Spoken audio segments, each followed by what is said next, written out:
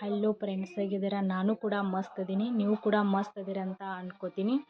ಎಲ್ಲರೂ ನನ್ನ ಚಾನಲ್ನ ಸಬ್ಸ್ಕ್ರೈಬ್ ಮಾಡಿ ಅಂತ ಕೇಳ್ಕೊತೀನಿ. ಇನ್ನು ಯಾರ್ಯಾರು ನನ್ನ ಚಾನಲ್ನ ಸಬ್ಸ್ಕ್ರೈಬ್ ಮಾಡಿಲ್ಲ ಅವರೆಲ್ಲರೂ ಹಾಗೆ ಲೈಕ್ ಮತ್ತು ಶೇರ್ ಮಾಡಿ ಸಪೋರ್ಟ್ ಮಾಡಿ ಅಂತ ಕೇಳ್ಕೊತೀನಿ. ನಿಮ್ಮೆಲ್ಲರ ಸಪೋರ್ಟ್ ನನಗೆ ತುಂಬಾ ಬೇಕಾಗಿದೆ, ಯಾಕಂದರೆ ಇದು ನನ್ನ ನ್ಯೂ ಚಾನಲ್ ಆಗಿದೆ.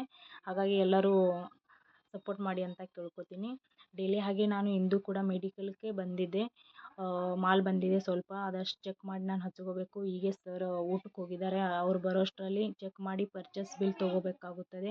ಅವರು ಟ್ಯಾಬ್ಲೆಟ್ ಎಲ್ಲೆಲ್ಲಿದ್ದು ಅಲ್ಲೆಲ್ಲ ಇಡಬೇಕಾಗುತ್ತೆ. ಅದರ ಕಲಂದು ಚೆಕ್ ಮಾಡಿ ಎಲ್ಲಿದ್ದು ಅಲ್ಲಿ ಇಡ್ತೀನಿ. ಅಷ್ಟರೊಳಗೆ ಸರ್ ಬರೋಷ್ಟರಲ್ಲಿ ಪಟ ಪಟ ಹಚ್ಕೊಂಡು ಬಿಡ್ನತ್ತಿನ ನೋಡಿ, ಪಟ ಪಟ ಹಚ್ತಾ ಇದ್ದೀನಿ.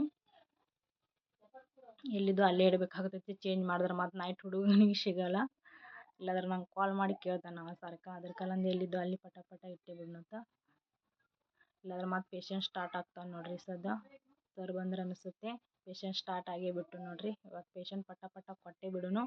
ನಿಮ್ಗೆ ಲಿಯೋಸೆಟಮ್ ಗೊತ್ತಿದ್ದಿರ್ಬೇಕು ಎದ್ರ ಕಲಂದು ಯೂಸ್ ಮಾಡ್ತಾರೆ ನೋಡಿ. ನೈಟ್ ಹುಡುಗ ಬಾಕ್ಸ್ ತೆಗೆದು ಒಗಿದಿಲ್ಲ ಬಿಡ್ದಲ್ಲ ಹಾಗೆ ಇಟ್ಬಿಟ್ಟಿದ್ದ. ನೀವೆಲ್ಲ ಸ್ವಚ್ಛ ಮಾಡಬೇಕಾಗುತ್ತೆ.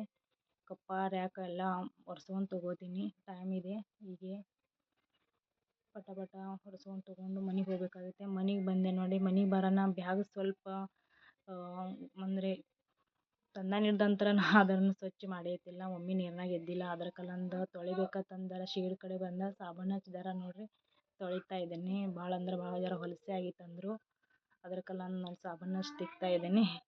ಇನ್ನು ನೀರ್ನಾಗ ಒಮ್ಮೆ ಎದ್ದು ಬಿಡೋದ್ರಿ ಸಾಬೂನು ಹಚ್ಚಿ. ನೀರ್ನಾಗ ನೋಡಿ ಎದ್ದು ತೆಗಿನತ್ತೊಮ್ಮೆ, ನೀರ್ನಾಗ ಒಮ್ಮೆ ಎದ್ದು ತೆಗೆದೇ ಬಿಟ್ಟು ನೋಡ್ರಿ.